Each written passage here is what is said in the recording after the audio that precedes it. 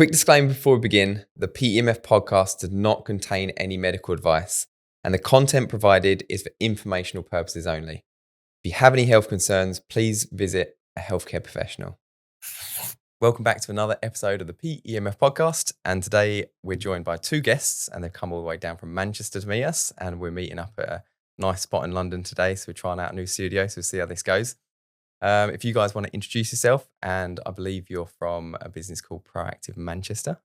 So if you could tell us your names and a little bit about Proactive and something about your backgrounds. Yeah, of course. So I'll go first. So my name's Vanessa. I'm from Wigan, if you can't tell with my accent. I've always played sport and stuff from a young age. Always been interested in the recovery side of it. Went down the route of doing sports massage, acupuncture, cupping, and then found PEMF, which was kind of the opening for Proactive for us. So that's based in Manchester and it's a recovery centre. Mm-hmm. It's going really well. And then Vanessa pretty much is the boots on the ground therapist carrying out the PEMF, the red light, sports massage, the dry needling, all the things which we do. Vanessa heads all of that up. My role is more kind of behind the scenes, social media, business related stuff, just keeping stuff moving from a more seated back kind of role. Mm-hmm. And we have a couple of others on the team as well who do stuff with us. We have Joe, and we have a doctor, John Morgan, who's also on the team as well. And that's us at Proactive at the moment. It's the four of us.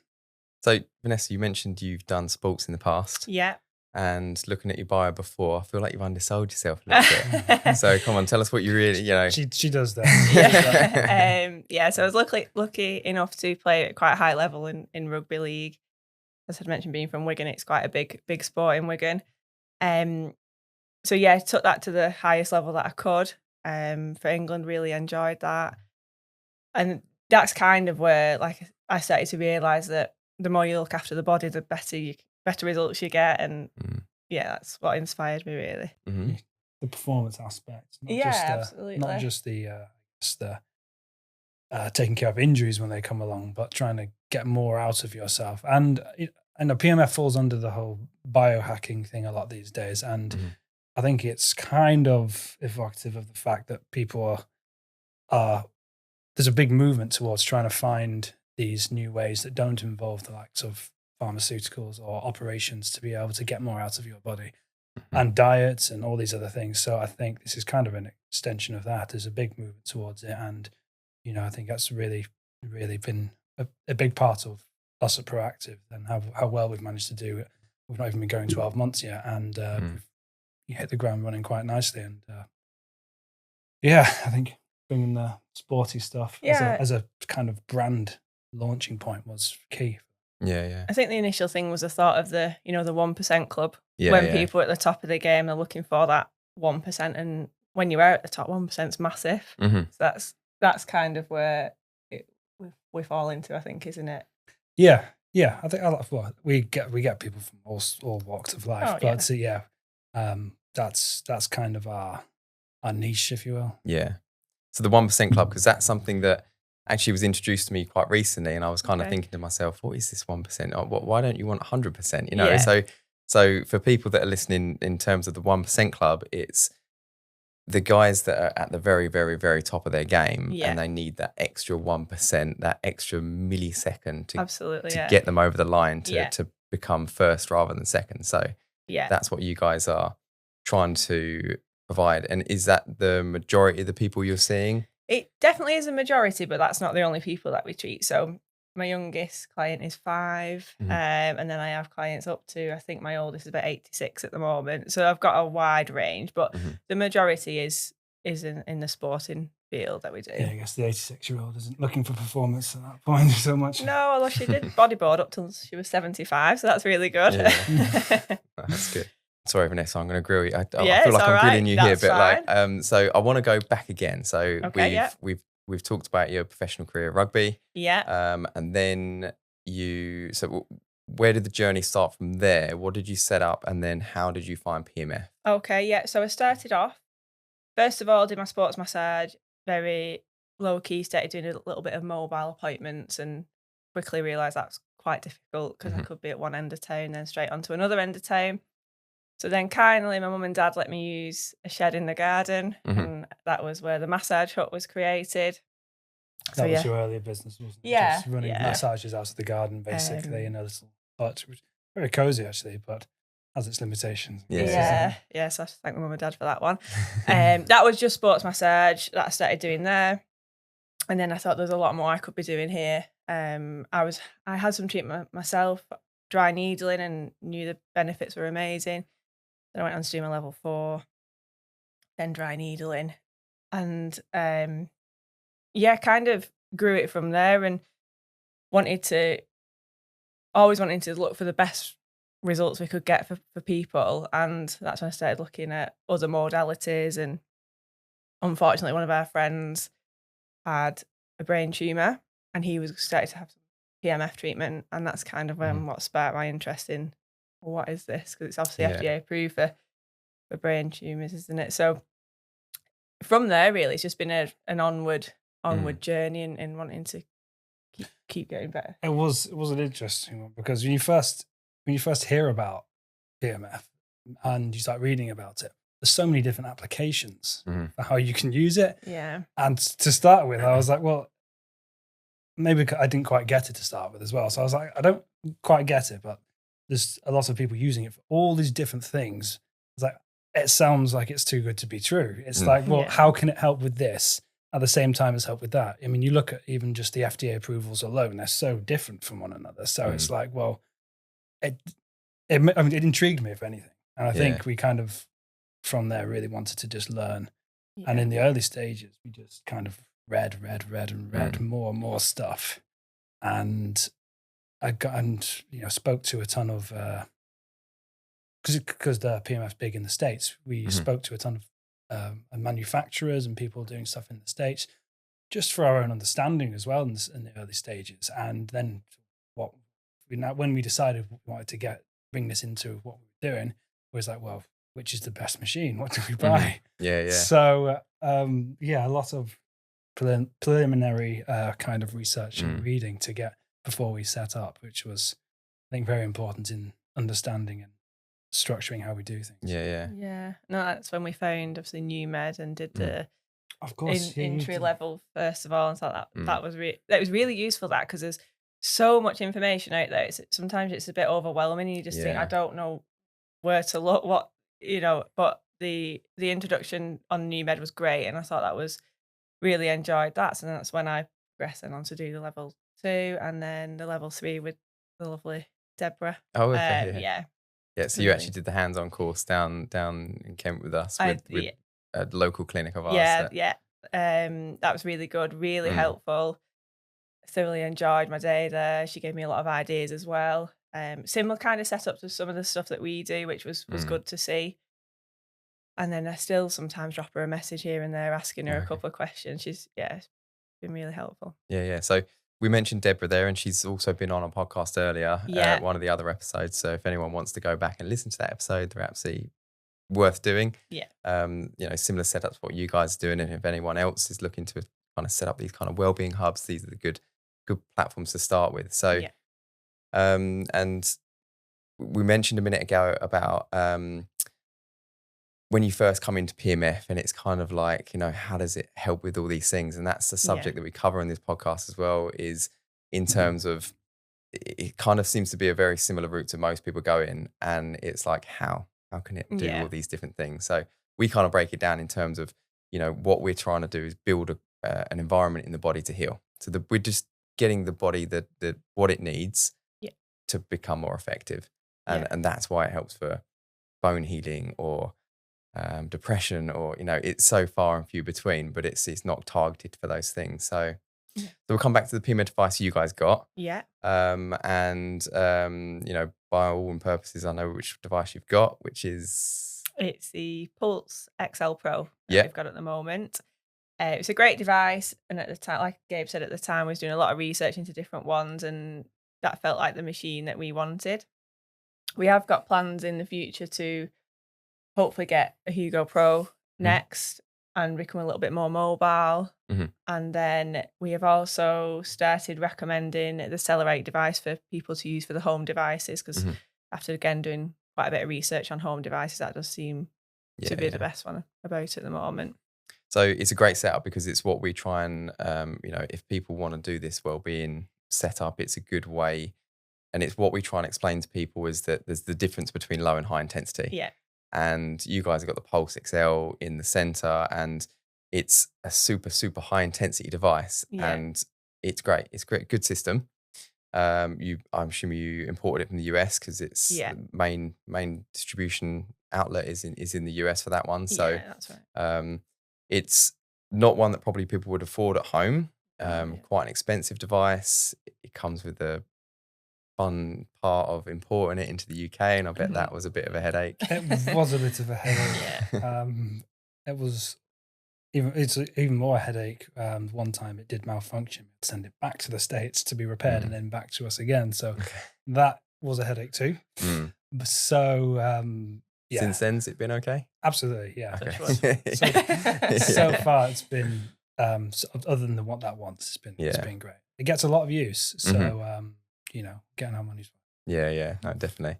And this is what I mentioned, like it's a good setup. The problem is with wellbeing centers and things is that you don't live with those people. They don't have access to those devices necessarily on a daily basis. If they've got the money to come and see you every day, then great. So high intensity seems to be better in that setting because it's less often you're seeing those people. They come in and you kind of hit them with everything we've got in terms of PMF, and we give them a proper recharge in that time. And then what we mentioned later on was that you're looking at also promoting devices for people to take home. Yeah. So that's where the Celerate fits in quite nicely. It's a home use device. It doesn't pack the power that the Pulse Center device does. Yeah. But it's a lot more accessible. It's a lot cheaper in cost effective. Use it daily as well, can't you? Yeah. So I guess that I was talking to someone only yesterday about the Celerate, and he was saying how coming to us regularly for sessions isn't always affordable. But I was saying, well, there is also this is an option.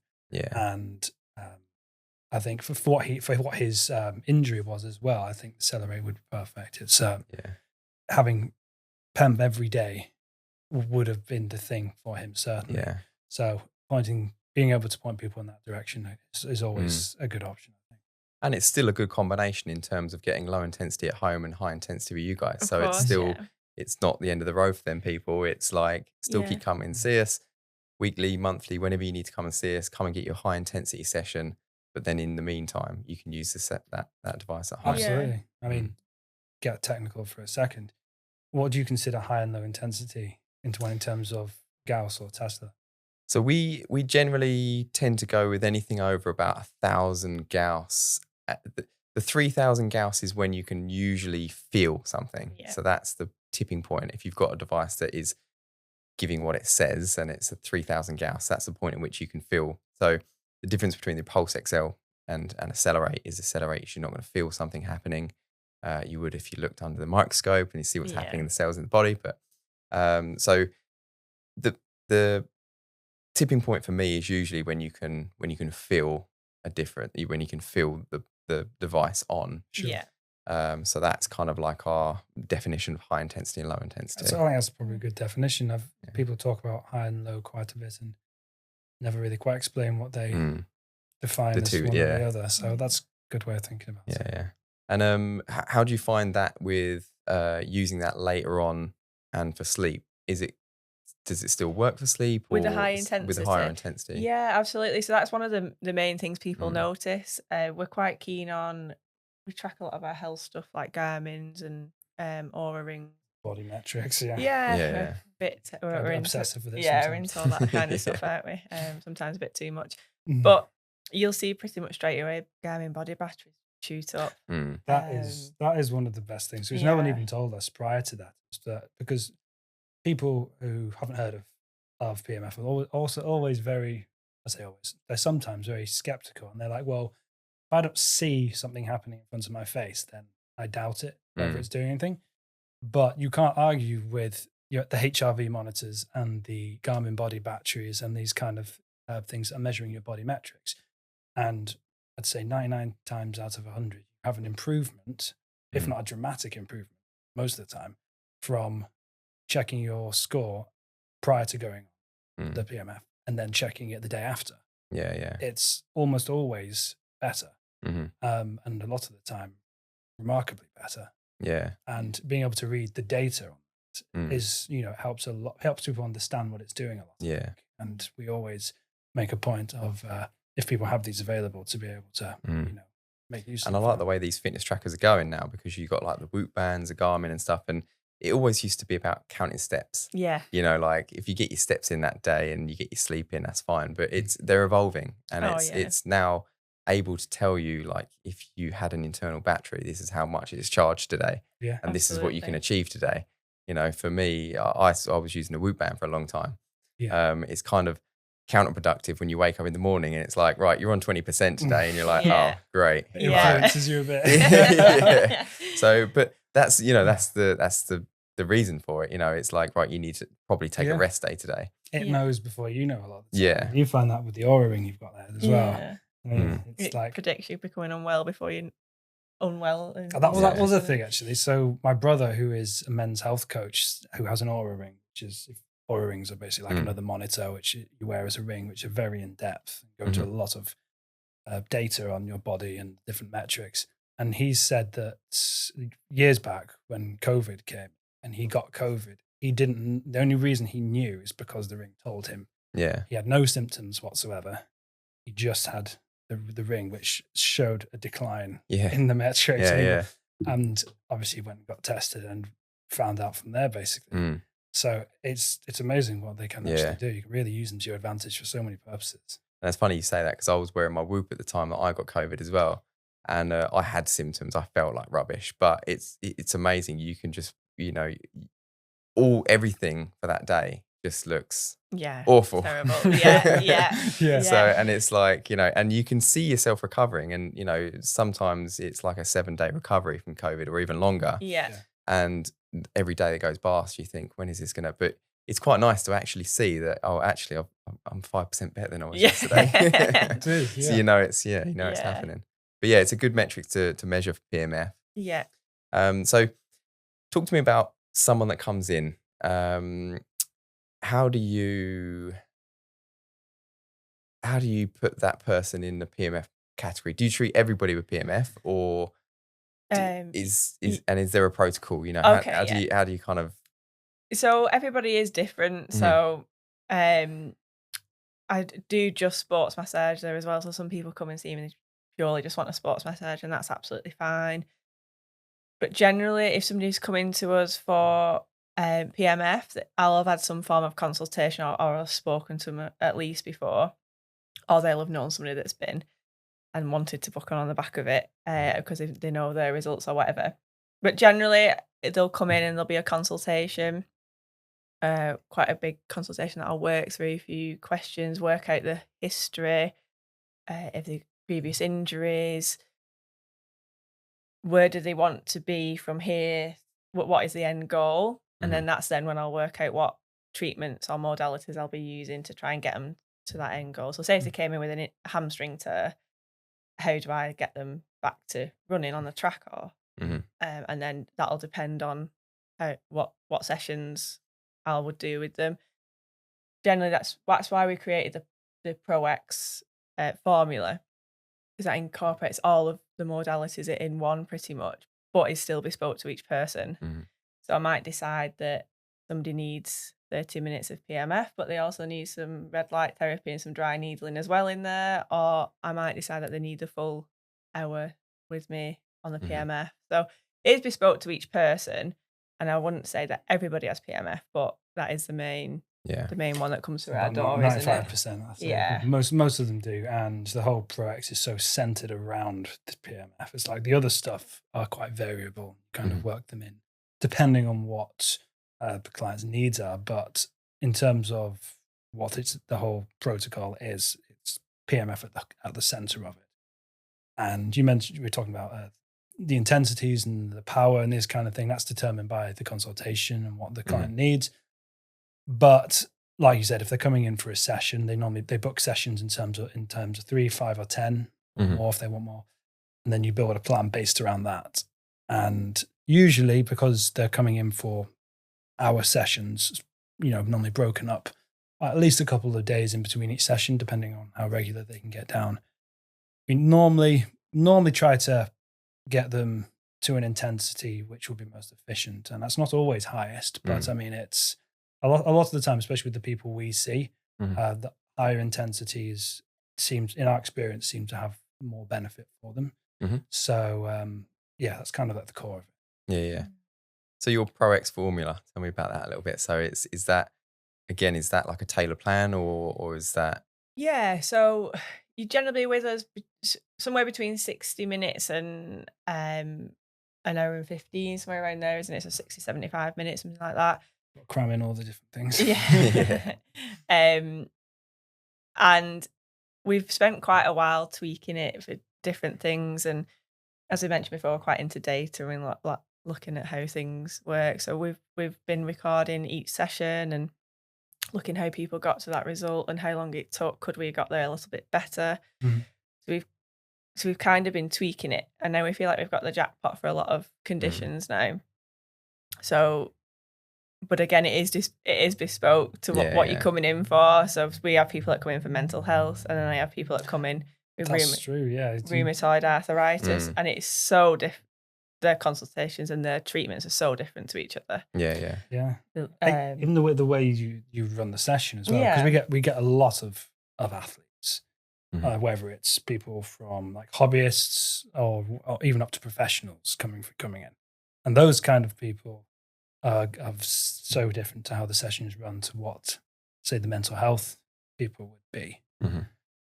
So, I mean, the sessions they're completely bespoke, but the ProEx stuff was originally built to kind of, I guess it was targeted to work towards athletes, whether it's recovery or it's getting that extra 1% we were saying before. So that's kind of the ethos behind it, of which it was built, because Vanessa's background in sport, she's worked with a lot of sports injuries with the massage hat prior. John, who's on our team, who's a doctor, he comes from a background, or still does actually. He's a doctor who's he's doctored for World Cup rugby, half the teams in Super League. I think it's Premier League football as well. I think is in there. There's he told me the other day he's also doctors for Keely Hodgkinson, who's just won another medal. So him being part of the team, having this, bringing his experience to it, and then being such an advocate of PEMF himself, or PEMF, whichever one you want to call it, has been built towards the grounding of what the ProEx stuff was. It's had a lot of input from different angles and going forward, isn't it, really? But I mean, we still get a lot of people coming for other reasons, like Vanessa said, the mental health stuff. The mental health stuff's an interesting one because the sessions are so different. Sometimes people who are coming in for mental health might have a session, or do have sessions, Vanessa will tell you, where they want the room to be blacked out and they want some sort of soundscapey kind of music playing quite loud, and they kind of go, they describe, I've not experienced it this way myself, but they describe it as going into a bit of a trance with it. And I can understand how that might kind of take you to a good place mentally. And it seems to work really well. We had a testimonial of one of our clients recently, and she just had some phenomenal results from it. And that was only from 2 or 3 sessions? 3 sessions, Yeah. Check out our Instagram if you want to see testimonials. Those are all on there. So, well, I mean, while we're on testimonials, have you guys got any kind of case studies that you wanted to mention or talk about, or, someone that you feel like has walked in through the door in, probably a bad place in their life, and whether it's week to week, however long it's taken, and is just changed for them? Yeah, so I think pretty much everybody who's been in has had some form of success story in one way or another. I guess it depends how you define success, isn't it? But the one that we just touched on there, the lady, she came to me. She was in a job that she didn't particularly like. She was due to sit her exam to be a PT, actually, to try and move into a career that she wanted to do. She described it to me that she was in a black tidal wave, is what she felt like, and she just could not see the light. She was trying to do a revision and it wasn't going in. She just couldn't control her mind, basically, is what she was saying. So we had a bit of we had a consultation, spoke about how I think we could help at Proactive. She was keen to try anything, I think, at that point, but we had 3 sessions in total. But straight away from her first session, she said she felt massively different. The second session even more so, and then the third session was just before her exam.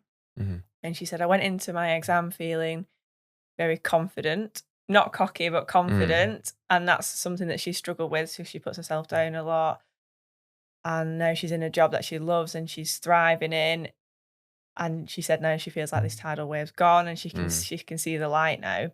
And her wife actually spoke to me separately and thanked me for what a difference she's been with. She was about to start on medication for her depression, but she wanted to try this before she did it, and now she hasn't gone on any medication. And she said it's about 5 months ago, I think, isn't it, that the treatment was done, and she's still feeling the benefits now. So that she says it's ongoing, which is fantastic. She is like a different person. It's great to see. Sort of feels like I think she said her words were, it feels like a weight has been lifted. Yeah. I think in the testimonial she did for us, she talks about being at quite a low state of depression, and she coming out the other side being like that weight's been lifted and that it's ongoing is just fantastic. I mean, it makes us feel so good about it as well. Absolutely. The fact that it has the power to be able to do this is just remarkable. But that's a polar opposite to some of the others, like say some of the professional athletes that come through. Who's the cyclist? Fred Wright, Fred Wright, who's a British cycling champion. He's been to us for trying to get that extra 1%. So he doesn't come to us with any injuries. He just comes because he wants to get more out of his game, and he's just finished a very intense, I'd say, 3 or 4 months of races all around the world. And so in between his races, he was coming back to us for the ProEx, basically. So he was very focused on the PMF with red light. I don't know, did you do any of the other stuff? No, he didn't need them at the time. And he's also got a sports massage within the cycling club anyway. So this he races for Bahrain, Victoria. So as you imagine with them, they've got quite a comprehensive setup of their own. So most things are covered, but because PMF is quite unique, a lot of the time it's not covered. So that's polar opposite, say, to the kind of mental health aspect. But more in line with a lot of the stuff we do. Even down to like hobby athletes, like David Sloan, who's a High Rocks world champion. So he comes for us for a similar reason, doesn't he? Yeah, so he just before he qualified for the world champions, he got a groin niggle that he just couldn't get rid of. Oh, so he did have it. Yeah, he did, and then sorted the groin out, and also he realised that the boost he was feeling after the PEMF as well. So he's like, right, I need to get some more of these before I go. And then he qualified for the Worlds, and he actually did an amazing testimonial for us, saying that he thinks some of it was down to the PEMF with the extra energy. But that's again phenomenal to hear. Very different kind of context, but hearing people talk about it in this way, crediting it with all these amazing things, it never ceases to kind of amaze us when we sit people down for that. What about Mark? We had him last night. I think so. This is probably one of my first ones where I was like, "Whoa, this machine is this is crazy stuff." So he's bit of a background to him. He had a nasty bike accident, I think over 20 years ago, and was told he was probably going to lose his arm at the time because of muscle wastage because he couldn't feel it. So they said we're probably going to have to. We're probably going to have to take the arm off. However, we could try and take the nerves from your chest muscle and put them down into your arm. Not sure if it'll work. Do you want to give it a go? At the time, that was cutting edge surgery. Probably not so much now, but 20 years ago, that was classed as cutting edge surgery. I think he thought, well, I may as well, because what have I got to lose? Mhm. He kept his arm, which is great. He has limited movement in it. He can get it up to about 50%, but that doesn't stop him doing Ironmans and swimming. And Oh, he's phenomenal at yeah, that, isn't he? he's He was telling so me about good. some of the stuff. Even with only movement in one arm, he still manages to do all these ridiculous feats. Yeah. Swimming, and he uses it as a bit of like a boy. I don't know how he does it, but yeah. So a bit of an inspirational guy anyway. He's not had any feeling in it, has he? No. So he often puts a cup of coffee in his hand. He can use his fingers to put the around his cup, but he often burns them because he can't feel them. Trying to build flat pack furniture, he often gets blisters because he just doesn't know how much he's squeezing. Anyway, he came for a ProEx appointment. Obviously, quite an extensive consultation before we started. He mentioned how he had to have lung physio because after the accident, he couldn't use his lung properly when he was breathing because of the impact on there. That was all fine. So he got on the bed. Straight away, it went to his lung, which was interesting. And then it started to work his way down his arm. And his wife was in the consultation with me as well. And all of a sudden, he got feeling in his fingers, and he'd not felt his fingers for over 20 years. These particular fingers. So that was a really bit mind blowing, really. Yeah. That's also a bit emotional as well. Because Yeah. it was like, wow, this is moving in ways you haven't moved it, feeling in parts of his fingers, which he said he hadn't had for so long. And that was just from that was actually a couple of months ago, and that was a 15-minute session. And then he's been back to have longer ones. And I said it's the only thing which really has managed to make any difference. And if he had it around at the time, he believes he would be in a much better spot now. It certainly helps now, but he believes it's probably limiting in terms of what he's going to be able to get back at this point. I mean, hopefully we can get some more kind of mobility and feeling back in it for him. But he's in his words, he said that if he had it around at the time, he reckons he would be, in a far better position. Yeah. And this is the thing about PMF is the annoying thing is it's actually been around 40, 50 years. Yeah. And it's taking people like us to talk about it and to share it. And it's, in the US, like you say, it's kind of like a lot more mainstream. It's starting to really happen in the US, and it's just trying to shed that, spread that story more. Yeah, definitely. I think that's been the only an obstacle as such, but that's trying to get the word out of what it is.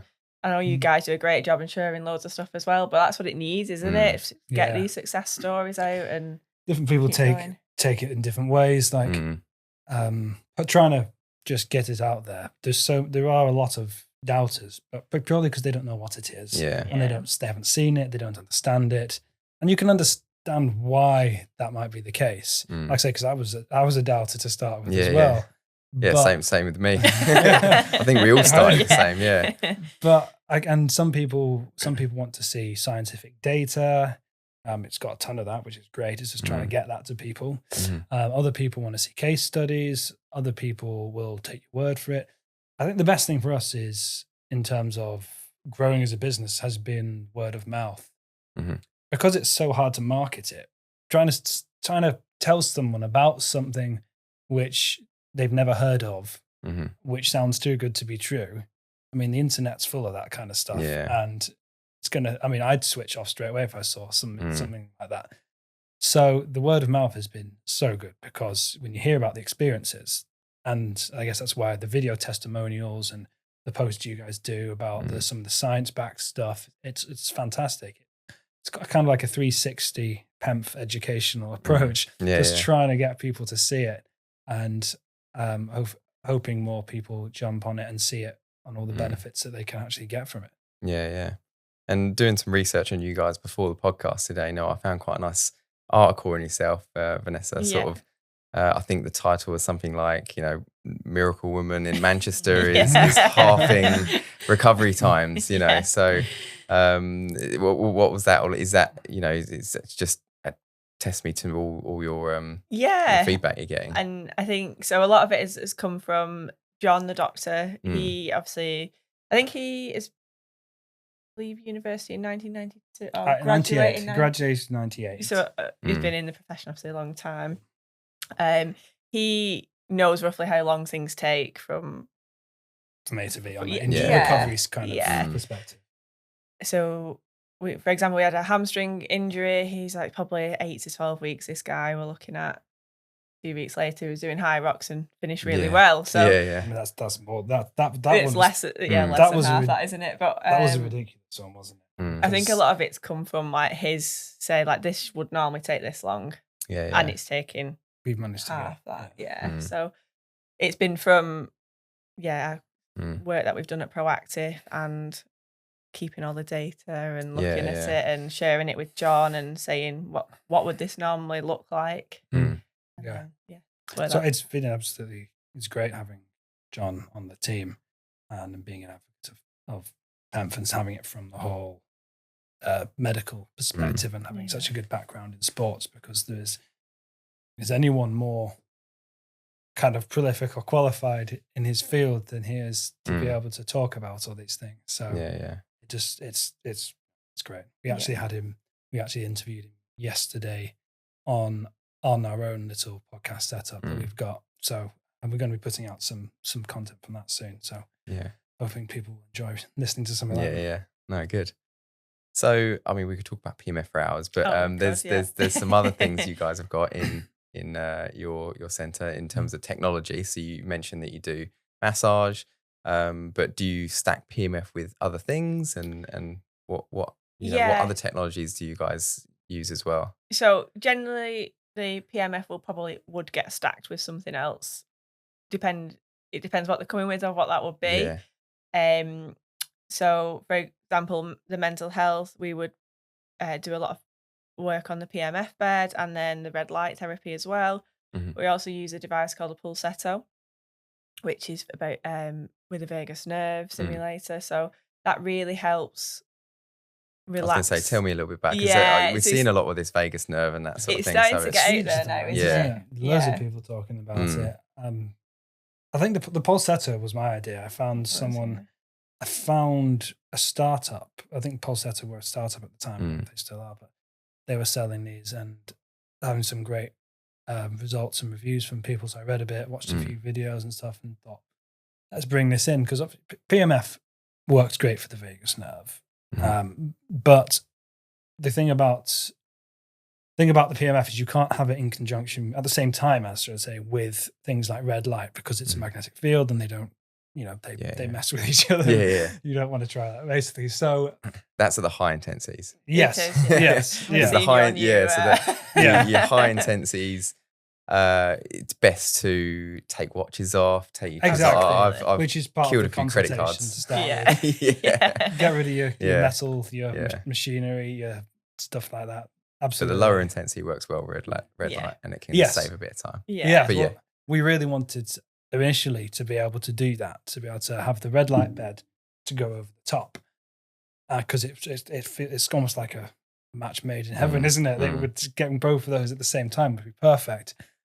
However, with the high intensity, like you say, it didn't appear that it was going to be possible for us. So we thought, for those wanting to, especially more towards the kind of people wanting with the mental health kind of coming to us with mental health kind of issues, then the pulsetto would be something which they could go on the red light with. Because it's great. The PEMF is great for that too, but you can't do them together. And the pulsetto, people get really relaxed from it. It really seems to chill them out. The stimulating of the vagus nerve in the right way can really just bring someone into a good place.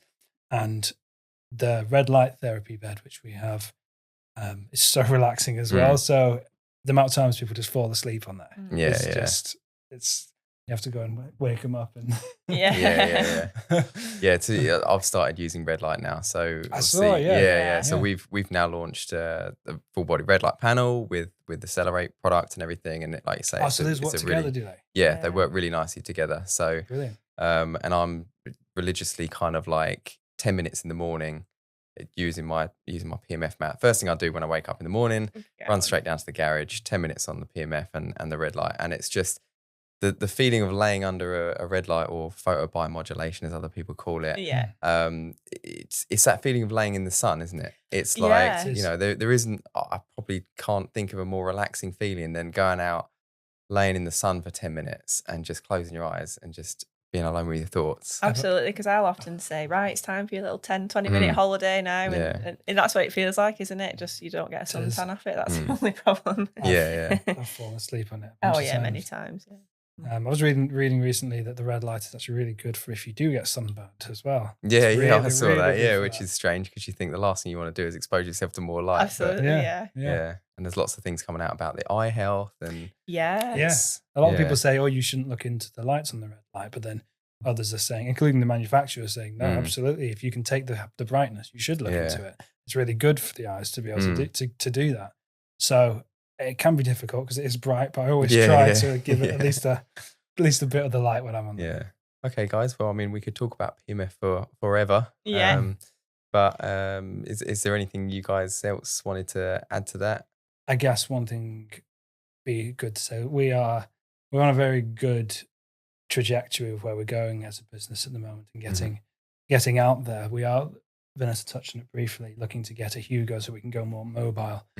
We have some quite interesting partnerships in the pipeline to be able to take it on the road, which we're hoping will come to fruition soon. So probably shouldn't say what they are exactly, but it will mean that we can bring it on the road. We can take it mobile around the country.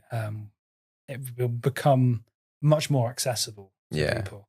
And obviously the Hugo Pro isn't quite the same beast as the XL Pro, but it's very much a high intensity. It comes with a bunch of really good applicators, and it can do some very good stuff. So I'm very excited to be able to get that to a stage where we can take that mobile, and ProEx Manchester will become more national.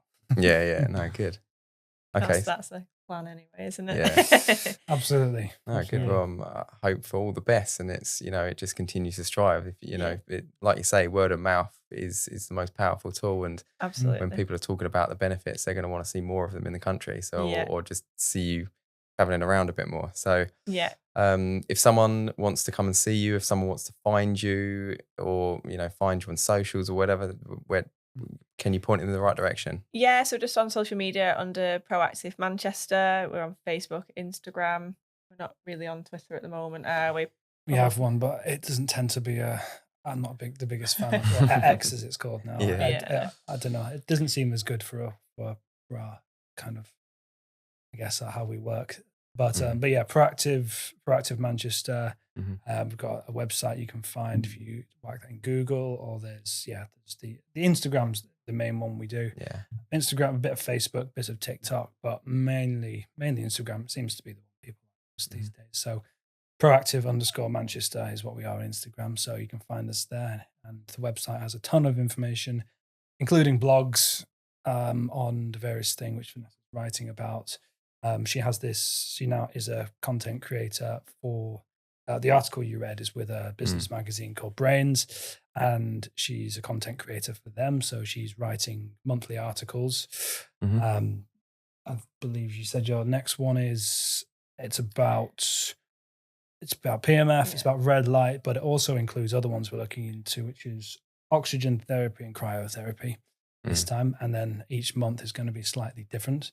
If people are interested to read, those are the kind of places to go. Instagram shows a bunch of really nice content, how the therapies work, kinds of people talking about it. So yeah, if anyone's interested, I'd say the Instagram website, your place to go.